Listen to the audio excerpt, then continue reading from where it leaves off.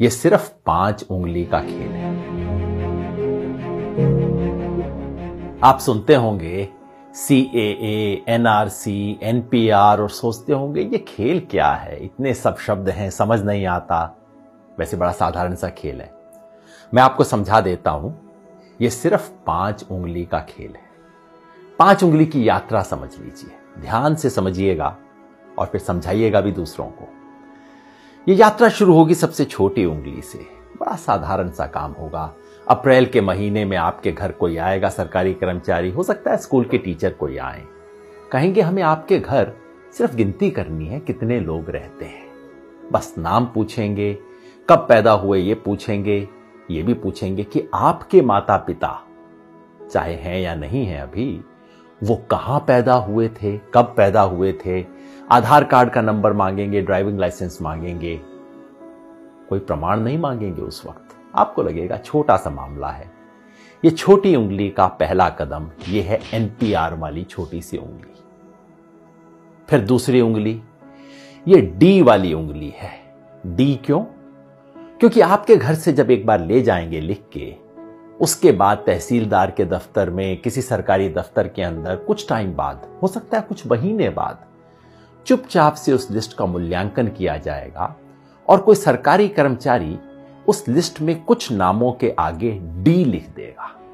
D का मतलब doubtful, doubtful का मतलब संदेहास्पद, जिस पर शक है। किस बात का शक है? कि ये भारत के नागरिक दरअसल हैं नहीं। भाई कैसे फैसला होगा? कानून में कहीं नहीं लिखा कैसे फैसला होगा। हो सकता है आप अपने माता पिता की आयु नहीं बता पाए हो, कहां पैदा हुए हैं नहीं बता पाए हो सकता है आधार कार्ड आपके नाम से इशू हो लेकिन आपके पास नंबर ना हो, कुछ भी हो सकता है।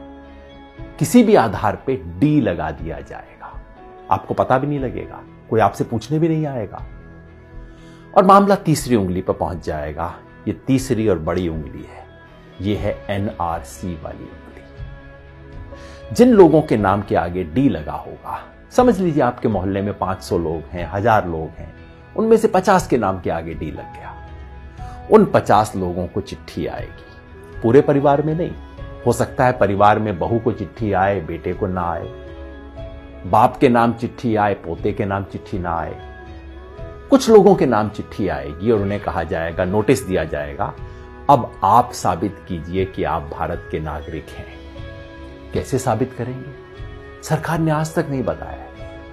हमारे पास सिर्फ एक असम का उदाहरण है जहां पहले हुआ है NRC, और वहां क्या हुआ था?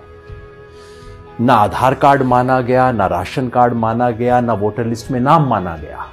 कहा नहीं, ये सब नहीं चलेगा, आप प्रमाण लेके आइए कि आप कहां पैदा हुए थे। आज से 30 साल पहले वोटर लिस्ट में आपका नाम था कि नहीं था, पुरखों का नाम था कि नहीं था, कोई संपत्ति का प्रमाण पत्र लेके आइए। साधारण लोग कहां से जुटाएंगे प्रमाण पत्र? इसके आधार पे उनमें से कुछ लोगों ने जो आधार अपने प्रमाण पत्र नहीं दे पाएंगे, उनका मामला चौथी उंगली पे पहुंच जाएगा। ये चौथी उंगली है फॉरेनर्स ट्राइब्यूनल की। यानी कि कहा जाएगा उस 50 में से समझ लीजिए 10 लोग बच गए जो प्रमाण नहीं दे पाए, जिनके पास कागज नहीं है, 15 लोग बच गए। उनको कहा जाएगा अब आपको आखिरी मौका दिया जा रहा है। ये उंगली आखिरी मौके की उंगली है। आखिरी मौका दिया जा रहा है, फॉरेनर ट्राइब्यूनल है, विदेशियों की अदालत है। अब उसमें जाके आप साबित कीजिए कि आप विदेशी हैं कि नहीं। अगर मुसलमान हैं तब तो कोई चांस ही नहीं है, क्योंकि यहां अब CAA का खेल शुरू हो जाए। अगर मुसलमान हैं, आपको विदेशी माना गया है, तो अब आप तो विदेशी हैं ही हैं, चाहे आपके बाप दादा यहां पे 500 साल से, 1000 साल से रहते आ रहे हैं। अगर मुसलमान नहीं भी हैं तो पता है क्या है, आपको ये साबित करना पड़ेगा कि आप बांग्लादेश, पाकिस्तान, अफगानिस्तान से आए। अब आप सोचिए, बिहार यूपी में रहने वाले लोग, नेपाल की तराई में रहने वाले लोग, श्रीलंका में रहने वाले लोग, श्रीलंका के पास तमिलनाडु में रहने वाले लोग कहां से साबित करेंगे भाई कि हम पाकिस्तान से आए, बांग्लादेश से आए, अफगानिस्तान से आए?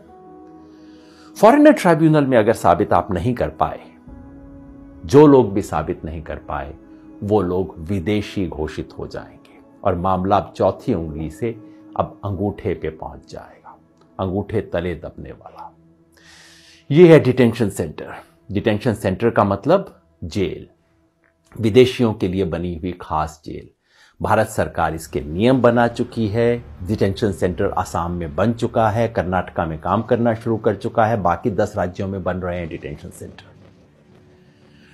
जिस व्यक्ति के पुरखे पता नहीं कब से यहां पे रहते आ रहे होंगे, उसे अपनी ही मिट्टी में विदेशी बना के डिटेंशन सेंटर में डाल दिया जाएगा। यह है खेल। शुरू होगा छोटी उंगली से, एनपीआर से, और खत्म होगा कुछ लोगों के लिए। हो सकता है 1000 में से 1 लोग, हो सकता है 1000 में से 2 लोग डिटेंशन सेंटर में बने। क्या ये चाहते हैं? अगर नहीं चाहते तो इसे रोकने का एक ही तरीका है। ये 5 उंगली का खेल कैसे रुकेगा?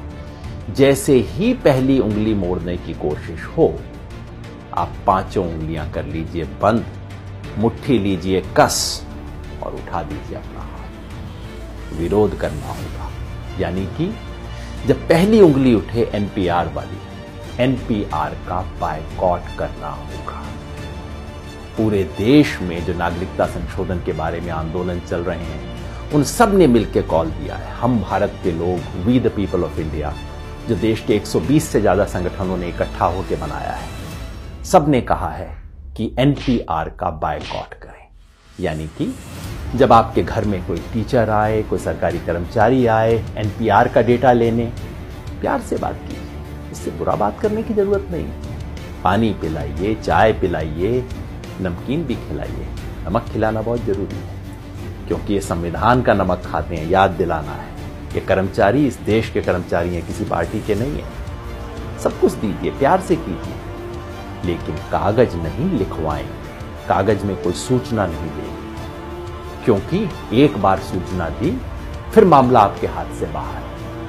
कागज नहीं लिखवाएं। और अगर वो कहें कि ये तो कानून है, आपको करना पड़ेगा, उन्हें प्यार से कहिए, मास्टर जी आपकी बड़ी इज्जत करते हैं, लेकिन क्या करें, महात्मा गांधी की इज्जत थोड़ा ज्यादा करते हैं। इस देश के राष्ट्रपिता ने कहा था कि अगर कोई असंवैधानिक, अन्यायपूर्ण कानून है, उसका विरोध करना हमारा अधिकार ही नहीं, हमारा कर्तव्य भी है, हमारा हक भी है, हमारा फर्ज भी है। इसी रास्ते पे हमें चलना होगा। याद रखिए, हम संविधान बचाने निकले। एक हाथ में तिरंगा, दूसरे में संविधान, मन में अहिंसा और जन गण मन का गान। इसी रास्ते पे हमें चलना है। ये लड़ाई में हम लड़ेंगे और निश्चित जीतेंगे।